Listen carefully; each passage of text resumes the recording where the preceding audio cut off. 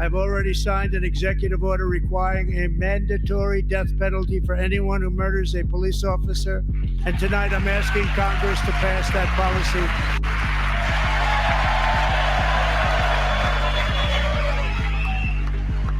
But you wanna know the craziest part? Because my mom bathes me and my brothers all together. And out of nowhere, I locked up, and then my dad was calling my name, and I started going to the slow thing, and he said, "Stop playing with me." And I then I started to act. I ain't gonna lie, I started to act slow. And then as soon as he said that, we was speeding all the way, running lights, going to the hospital. And then next thing you know, I was seizing on the table. They said, "No, we gonna have to go in his brain tonight." Ever since then, I had 13 brain surgeries. And that's how many times my personality has changed. And that's something that you don't hear from a terminally ill child. I had 5 months to live.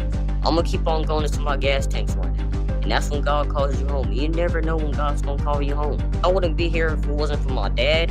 The country's newest honorary Secret Service agent is someone we're familiar with. Houston's very own DJ Daniel was sworn in last night during a joint address. The 13-year-old child, cancer fighter, and his dad spoke to KPRC2's Jaewon Young about the honor. Jaewon, how are they feeling tonight?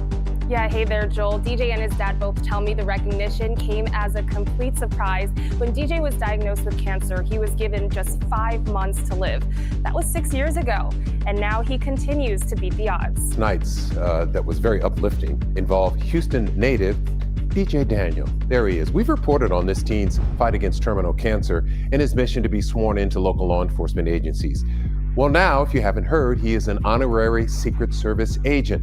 Amanda Henderson is in the newsroom with how this moment came to be. Amanda? And this all started a few years ago with DJ Daniel's desire to become an honorary police officer and pay tribute to a childhood cancer fighter, Abigail Aries. Now, she was previously sworn in as an honorary officer by then Freeport Police Chief Raymond Garvey. Her badge number was 758, and after she passed, the chief met Daniel. The 13-year-old is fighting terminal brain and spinal cancer. Daniel told the chief he wanted to be sworn into 758 agencies in honor of Officer 758, who is Aries, and that's just what they did, starting with Freeport Police.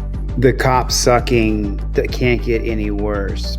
But if you take a look at who DJ Daniel is, it's the story of a 13-year-old boy who survived cancer for 6 years after he was diagnosed with terminal cancer and was supposed to die just a few months later. Nobody looks at DJ Daniel and doesn't feel anything but empathy and hope and prayer for this young man to be able to carry on in his journey. There's a but here though, because the other day when Donald Trump was giving his State of the Union speech, he used DJ Daniel as a prop.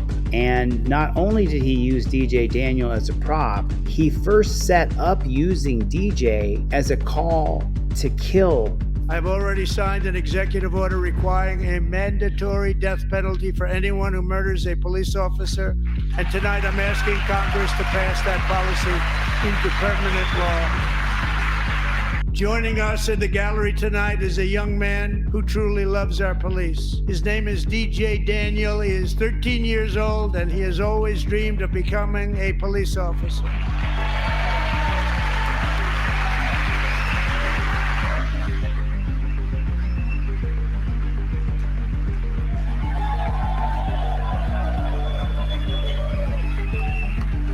Now, the problem isn't with DJ. Everybody wishes DJ well. Nobody wishes him ill fate, that's for sure. Look at the video of the kid getting bullied. He's getting bullied. Wait, what? What? Context. DJ Daniel is a 13-year-old cancer survivor from Houston who has been honored by over 800 police departments for his dream of becoming a police officer. Last year, his story gained national attention after he was shamelessly bullied for wearing a police uniform. This has that peripheral, sir. So President Trump decided to do this last night. His name is DJ Daniel. He is 13 years old, and he has always dreamed of becoming a police officer. And tonight, DJ, we're going to do you the biggest honor of them all. I am asking our new Secret Service Director, Sean Curran, to officially make you an agent of the United States Secret Service. Now, of course, we're all happy for DJ Daniel, but the cold hard fact is that DJ Daniel likely will never have to follow the policies, procedures, and protocols that an active duty police officer in America does today. The indoctrination isn't done. Watch. Aw, there it is. And so if we really dig deep though, where does this idea come from that you're going to use the youth as a prop for your political speech to encourage killing? This is right out of the Holocaust Encyclopedia. Here's your little blurb from Adolf himself. And then here is the propaganda where they use children to promote an agenda. And if you read this first paragraph down, it says, from the 1920s onward, the Nazi Party targeted German youth as a special audience for its propaganda message, like saying that you want to kill people and then propping up a child. These messages emphasized that the party was a movement of youth, dynamic, resilient, forward-looking, and hopeful. Millions of German young people were won over to Nazism, to cop-sucking in the classroom and through extracurricular activities. In January of 1933, the Hitler Youth had approximately 100,000 members, but by the end of the year, this figure had increased to 2 million. By 1937, membership in the Hitler Youth increased to 5.4 million before it became mandatory in 1939. The German authorities then prohibited or dissolved competing youth organizations. It's the education in the Third Reich served to indoctrinate students with the nationalist socialist worldview. Nazi scholars and educators glorified Nordic and Aryan races, labeling Jews and other so-called inferior people as parasitic bastard races incapable of creating culture or civilization. Does that sound familiar? Black people are incapable of creating a good culture or civilization. You can keep going on this. I'll put the link for this down in the comments. But before I do that, I want to show you something else. The policy, procedure, and protocol of police looks a little bit more like this. They pulled us over for not wearing a seatbelt. We are wearing a seatbelt and they're threatening to break our window. There it is. That's how the police in our country, that's the policy, procedure, and protocol. For driving a car and not rolling your window down, you should break the window out and attack those people. All right, turning now to Arizona, where dramatic body camera video shows the moment when U.S. Marshals falsely arrested a 66-year-old grandmother at gunpoint because they thought that she was someone else. Reporter Jennifer Koveski with the Scripps News Phoenix has a look at the intense 2-minute video and how this case of mistaken identity happened. It took the federal government more than 6 months to publicly release this dramatic video.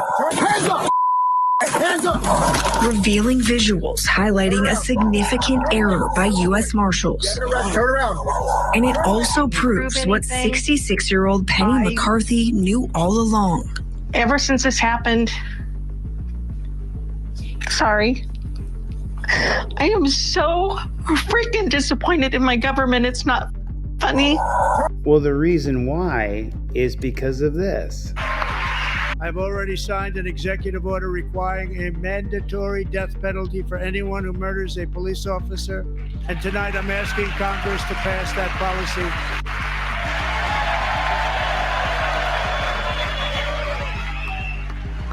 If we go back to the Arizona story, this story isn't about the policy, procedure, and protocol of how this woman was treated. This is a story of mistaken identity. What you saw with Donald the Fuhrer Trump the other day was a psychological operation for the kids of this country to be indoctrinated into the idea that they're going to cheer you on right after he says, I've already signed an executive order requiring a mandatory death penalty for anyone who murders a police officer.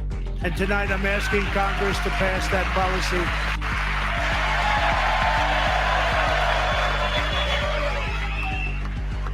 You'll never really solve the drug problem unless you do what other countries do. And that's the death penalty for drug dealers. Because as you know, locking up drug dealers for 20, 30, 50, 100 years, that's worked. As you know, the prison industrial complex has worked fantastically. We've locked up millions and millions of people, and our crime is way down, chemical abuse is way down, and violence is way down, right? Wrong. It doesn't work. We have to rehabilitate people. But DJ Daniel, God bless his heart, I pray for him, I hope he's okay, will never follow the rigid set of policies, procedures, and protocols that these dirty JBTPs agree to follow. If you know what JBTP means, put it in the comments section.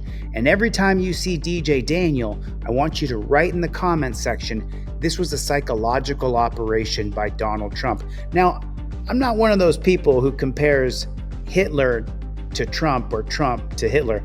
Trump has not executed 7 million people like Hitler did to the Jewish people. But what Trump is doing is exactly what Adolf Hitler did. He indoctrinated the youth. Did you see it? I've already signed an executive order requiring a mandatory death penalty for anyone who murders a police officer.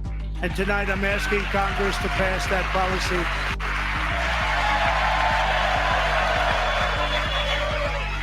Every other little kid says, I want to be propped up. I want to get invited to the State of the Union. This isn't a hack on DJ. This is unraveling the psychological operation that you were fed that you may not even have known that you saw. Putting a little boy like that in one of those brown shirts and then propping him up was disgusting. And I pray for DJ, I really do.